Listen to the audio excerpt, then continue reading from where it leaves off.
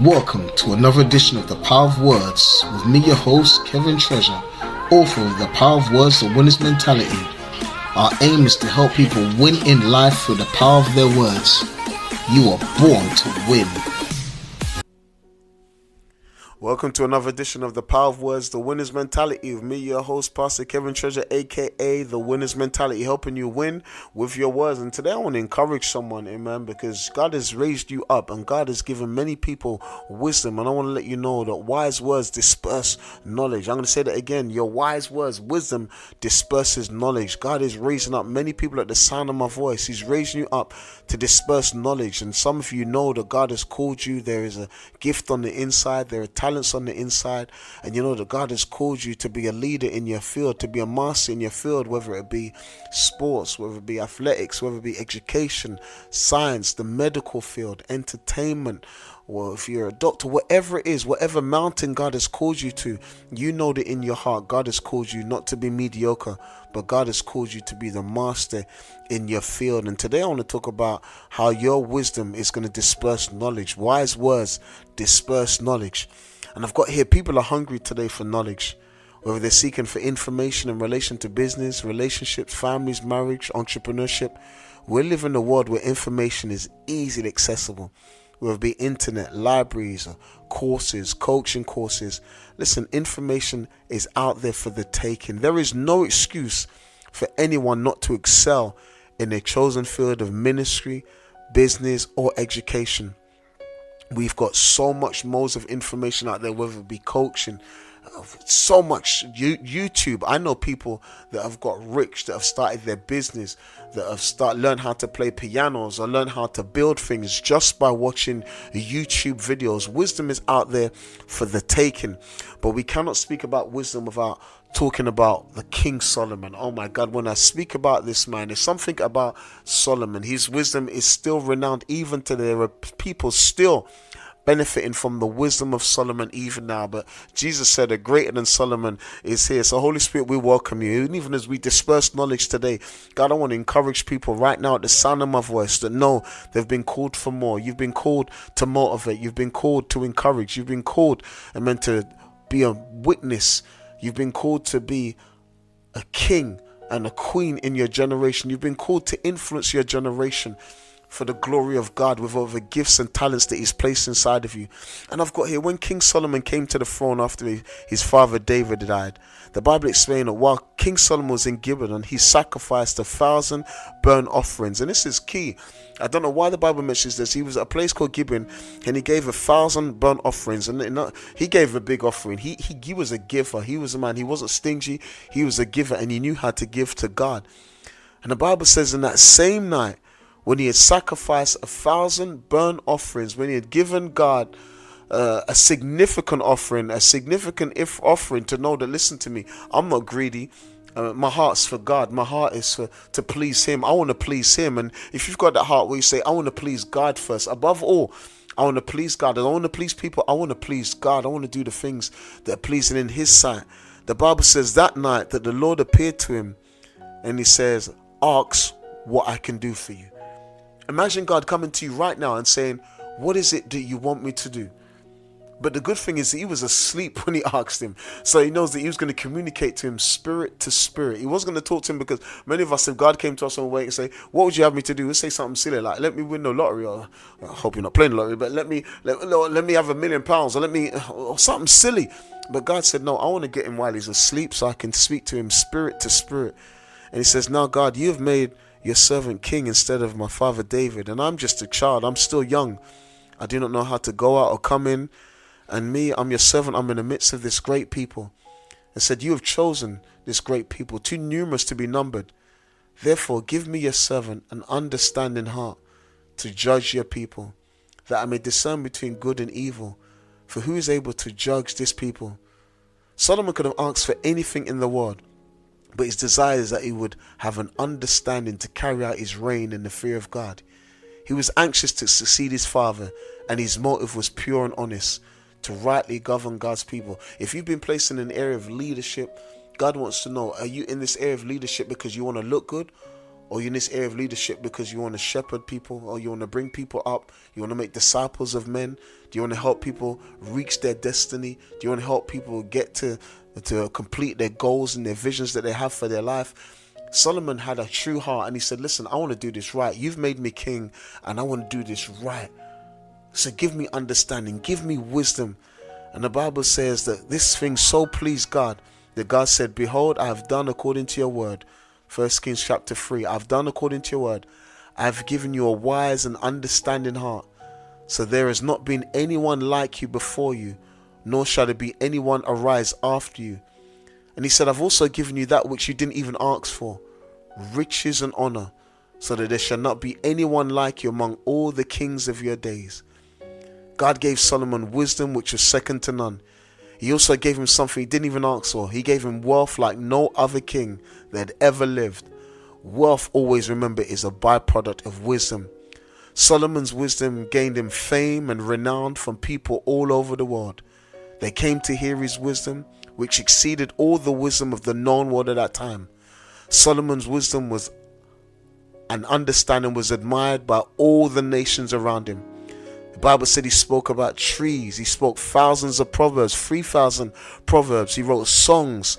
He wrote about trees. He wrote about the cedar in Lebanon, the hyssop that springs from the ground. He wrote about all types of beasts and birds and creeping things. All the things that he wrote, not even all of them are in the Bible, but he wrote about so many different things. And I want to let you know that wise words disperse knowledge. Solomon's wisdom went out throughout all the world, and even today we are still learning about Solomon's wisdom. God promised Solomon there will not be a king like him. And as always, guys, it's true to his word. Just like David Beckham is synonymous with football, or you call it American soccer, as Tiger Woods is known for golf, Solomon's name is still synonymous with wisdom.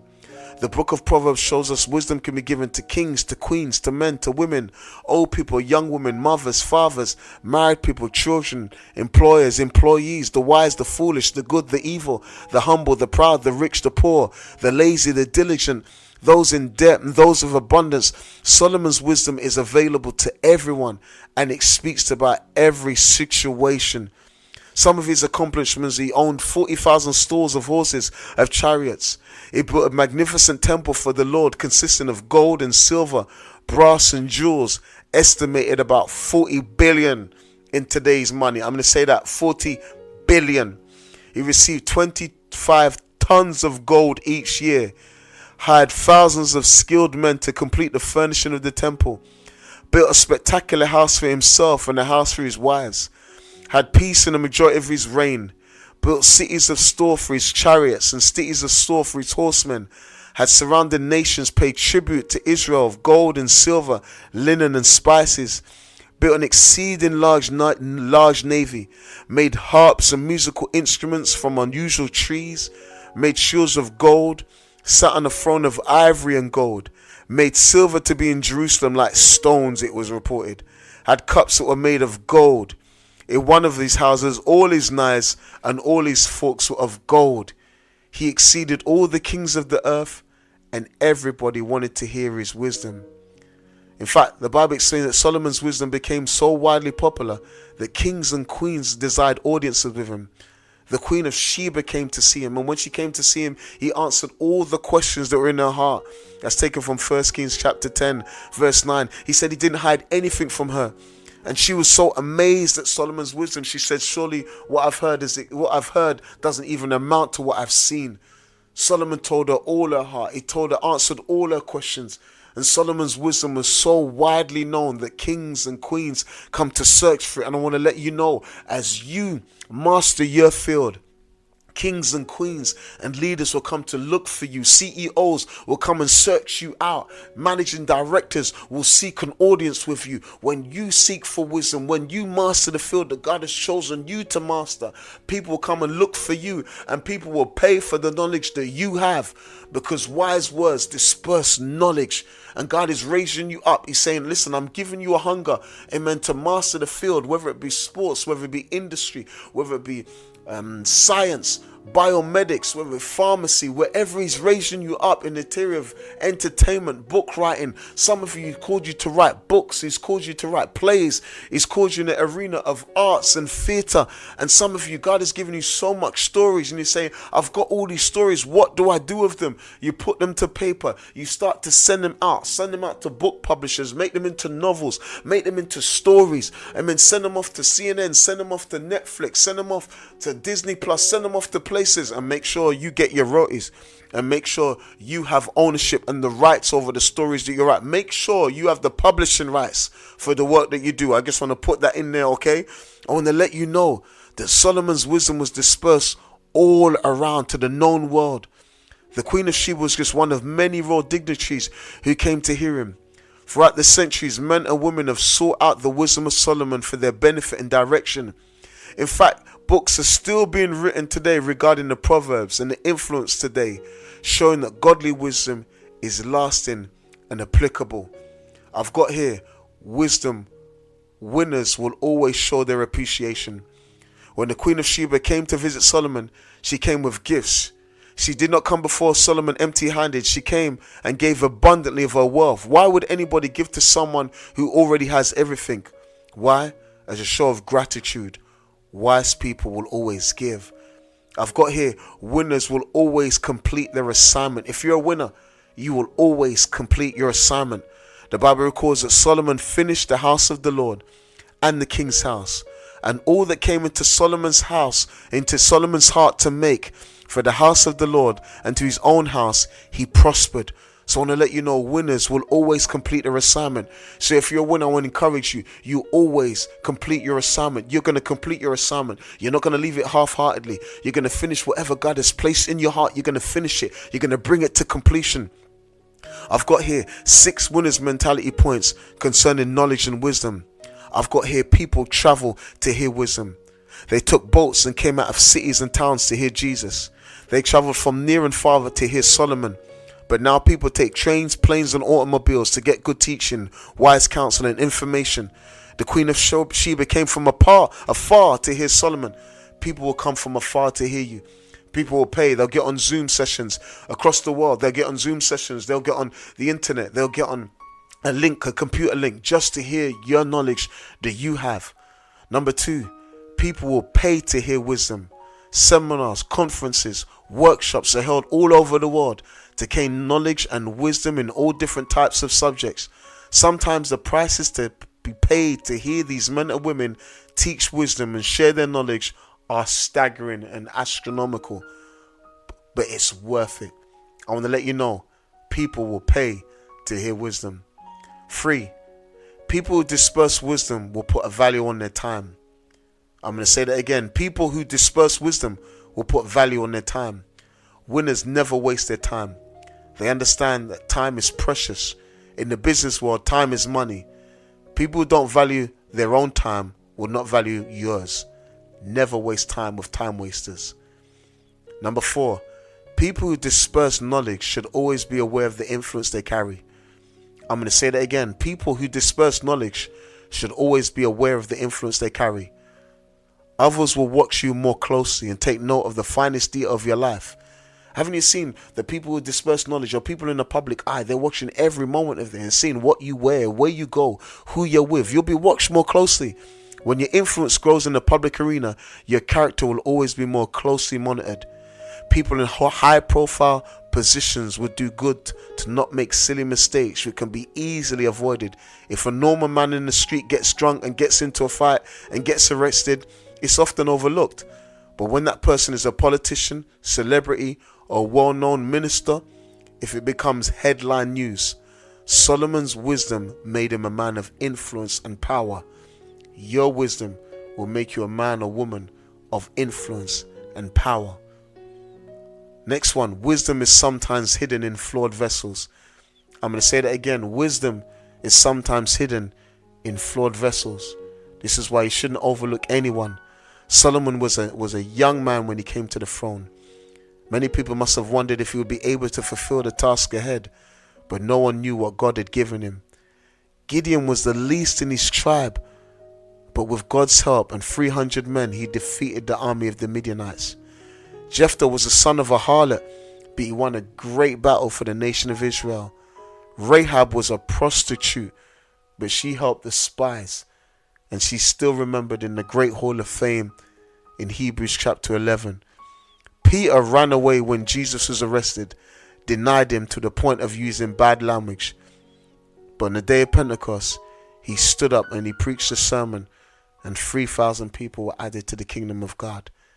A smelly fisherman from Galilee with not much education spoke with power and authority and caught the attention of the city. It doesn't matter where you start. Some people may look at your history and your past and say, I know what you've done, and you failed here and you failed there, or you've divorced, or you failed in marriage, or you failed in business, and you may have failed once or twice, maybe 3 times, several times. But it doesn't matter about your past. It matters about where you are going. Sometimes God hides wisdom in flawed vessels. This is why it's not good to overlook anybody, because you don't know what tomorrow holds for that somebody. That person that may be down and out today, listen to me, maybe the next king or CEO tomorrow of the next leading company that you want to do business with. Sometimes wisdom is hidden in flawed vessels. Number 6, sometimes people do not always recognize the knowledge they possess. Solomon wrote in Ecclesiastes 10:7, I have seen servants upon horses and princes walking as servants. Why would you find this? The reason we would find this type of scenario is when wisdom is lacking in an individual. This also implies that leaders do not always recognize the knowledge that those under them possess. As a leader, you must always try to discern the capability of your workforce. He said, I've seen servants upon horses and princes walking upon servants on the ground. When someone doesn't know what they possess, they'll live beyond and below their means. I'm going to say that again. When someone does not know what they possess, they will live below their means. When you're supposed to reign as a king, you walk as a servant upon the earth. God has given many of you wisdom, and wisdom disperses knowledge, and people are desperate for knowledge. Use the wisdom and the knowledge that He's given you, because God wants to make your name great. Wise words disperse knowledge.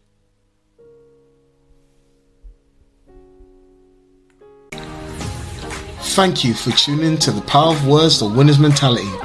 Please remember to subscribe to our podcast and leave a review. Check out our website, kevintreasure.com. Follow us on Instagram and Facebook. You are born to win.